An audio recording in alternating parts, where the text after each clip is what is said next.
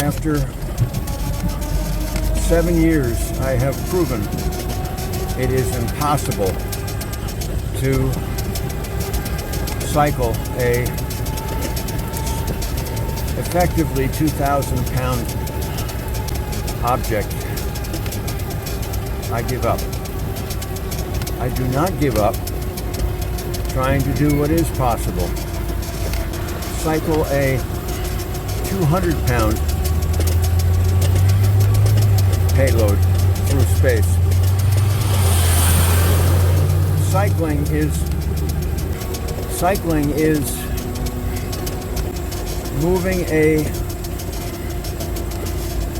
moving energy into a flywheel slightly ahead of when it is required, slightly more than is required, and adjusting the task largely through the use of the gear or gear and motor, so that the energy in the flywheel is enough to get it done. But it is not possible for a human being, certainly for this human being, to take on the flywheel it would take to move an effectively 2,000-pound vehicle through space, because that's how much energy per mile this vehicle takes. I've measured it hundreds of times. And guess what? It happened 3 years ago for about 3 weeks. My body figured this out, and it gave me enough clues that I could repeat it for about 3 weeks, and then I lost it because I didn't sufficiently understand what was going on, what was possible and what was impossible. But understanding that I can create a bicycle, a 200-pound bicycle payload, including me, within a 2,000-pound vehicle. Yes, it's in my imagination, but it so happens that it's very tactile. If I understand that my opportunity connected at the crank arms is to get spinning energy into a flywheel whose weight I can mentally and then physically change. At the moment, I probably am imagining it as a 30-pound flywheel. Yesterday afternoon, I had it down to a 10 or 15-pound flywheel with tremendous output results. I've got a torque sensor. So there's much I need to learn about this. But if I keep in my understanding that what I'm doing is charging a flywheel in advance of the energy I'm going to need, and through some clutch arrangement that I don't need to be concerned with, it is placing that energy into the vehicle.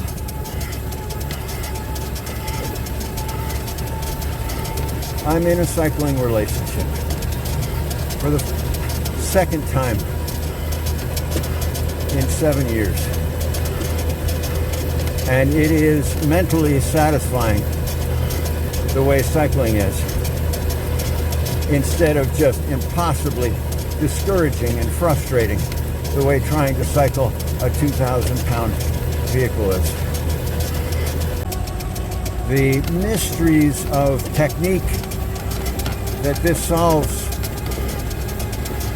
naturally, intuitively, almost instantly, it's only been a couple of hours, are incredible.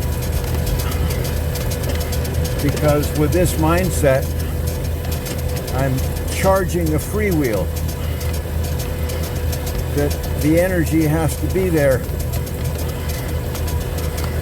and the energy is retained there. So the notion that I have to constantly be cycling, especially through the impossible part, which is the very outward extension, which is so weak and seems so critical, and it is, because mentally that's where the flywheel engages the most with the tow rope that's pulling us forward. And my body has been desperate to deliver all of the energy at that outstretched point. Well, it can't. And it was right about the outstretched point. It just didn't understand that all the energy has to be infused into the flywheel by that point.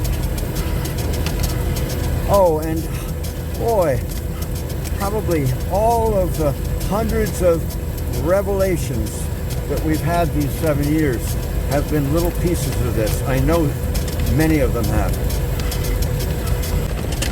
And in defense of James here, a bicycle with, let's say 150 pound rider, me, and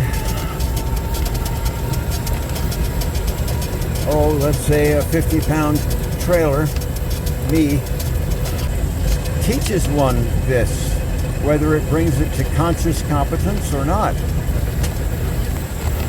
Because it is a flywheel-like thing going through space. A 200 pound flywheel, let's say, going through space. This is, in effect, a 2,000 pound object going through space. And up until now, what it teaches me is I'm irrelevant. There's nothing of relevance that I can do to help move it through space. It's not trying to do that, but it does that. But 7 years, and guess what? I can create that 200 pound flywheel experience, no, that 200 pound payload. Got a motor synchronization issue. And the chain loose issue. Oh, this is really extraordinary. Life is pretty miserable when we feel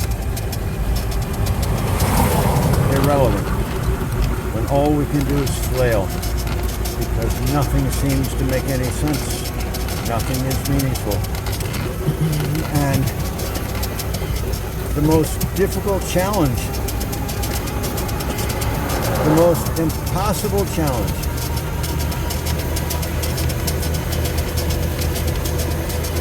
becomes not deathly frustrating, but profoundly engaging when there is sufficient understanding to develop a meaningful relationship with it. And the truth is, for my entire life, I've been trying to develop a meaningful relationship with this world I have always felt so alien in. From my earliest memory, the only time I didn't feel alien is when I was around my dad or out in the woods, out in nature, which I did a lot. Hiking in our local nature reservation, sailing, and the life, the relationship I always thought was achievable, a decent relationship. In the world despite the hellish man-made mess we've made of it, my disciplined studenthood of Jesus' Gospels, Mark, Luke, Matthew, and John, these last 3 years, I'm now understanding a way of understanding the world, imagining the world, imagining my place in the world, imagining my psychological world, which is all, we only live in our psychological world. It's not possible to physically touch the outside world. We only know the inner walls of our psychology. Although I think the likes of Schweitzer and Bonhoeffer and Tolstoy, totally animated by their inspiration from the man Jesus, right there in the Gospels.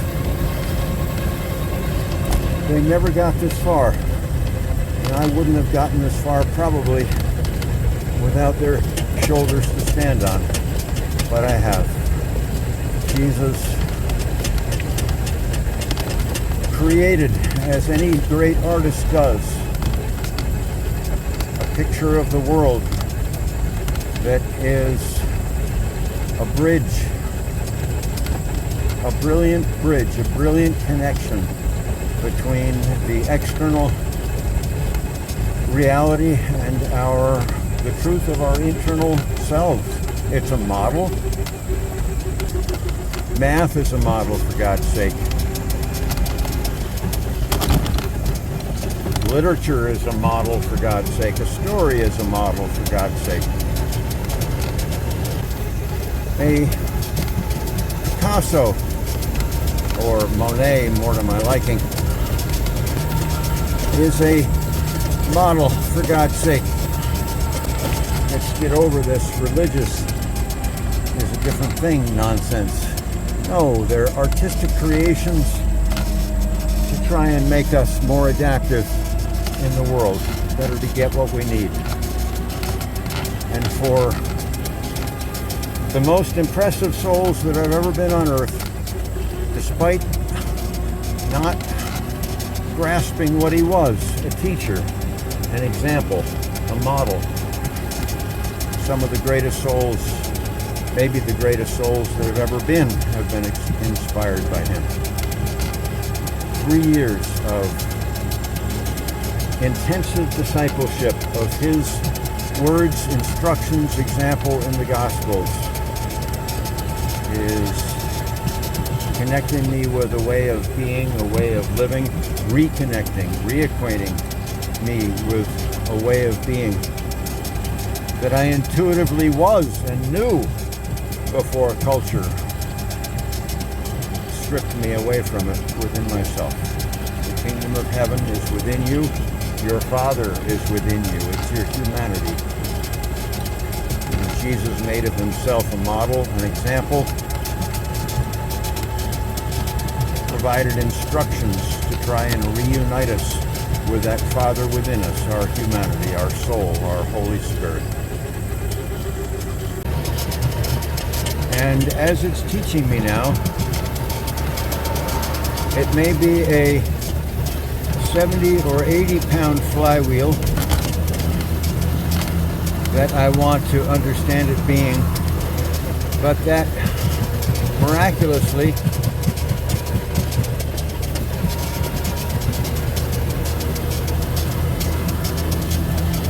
if I apply fairly constant, that is continuous,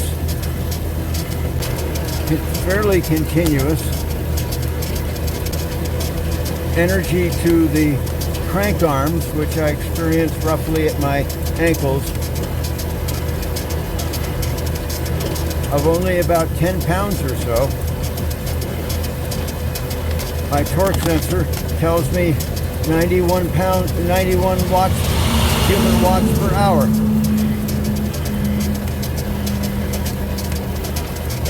Which is more than acceptable for what we need to do, including maintaining some sort of physical health. And the benefit of understanding it as a very heavy flywheel is that it discourages inappropriate jerking and muscling that provides very little additional cumulative energy as registered by the torque sensor. Much more to learn, but a very heavy flywheel, very heavy, so heavy that the body says, no, we're not going to wrestle that. But, oh yeah, it's a flywheel. So the way flywheels work, if we apply just a little bit of energy to maintain the momentum of the flywheel, it's very counterintuitive, but that's how it works.